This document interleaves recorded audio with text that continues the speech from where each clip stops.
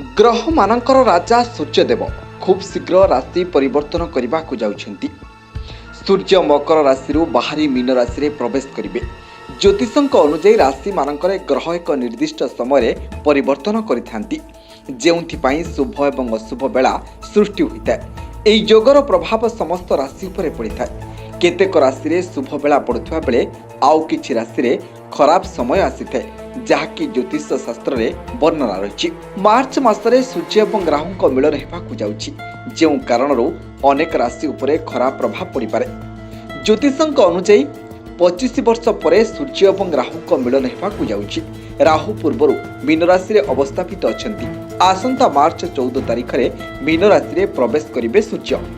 ज्योतिषक शास्त्र अनुसार जेतेबेले भी सूर्य एवं राहु मिलन हुए चंद्र ग्रहण सृष्टि हुए। आउ एहा फଳରେ किछि राशि रे शुभ और किछि राशि रे अशुभ योग सृष्टि होइताय। तबे दर्शक बंधु, एई तीन राशि सिंह, तुला एवं कुंभ राशि रे माड़ी आसुछि घोर कला बादल। सिंह राशि, ए सिंह राशि व्यक्ति सूर्य एवं राहु खराब प्रभाव रे रहिबाकु जाउछंती। स्वास्थ्य अधिक खराब होई पारे, बारंबार डाक्तरखाना जिबाकु पड़ी पारे। स्वास्थ्य प्रति अधिक सतर्क रहिबा आवश्यक। आय कम एवं खर्च अधिक हेबो। भूल रे मध्य व्यवसाय रे बड़ पुंजी विनियोग करंतु नाही, नचेत आर्थिक क्षति होई पारे। तुला राशि, तुला ग्रहण जोगर प्रभाव तुला राशि रे पड़िबाकु जाउछि।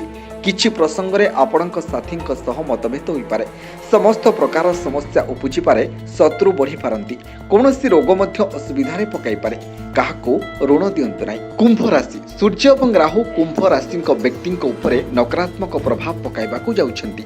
अधिक विवाद भितर को नजिबा उचित। सतर्क न रहिले ऋतुकालीन रोगर शिकार होई पारंती। गाड़ी चलाइबा समय सावधान रुहंतु, दुर्घटनार संभावना अछि। घरे विवाद बढ़ी पारे।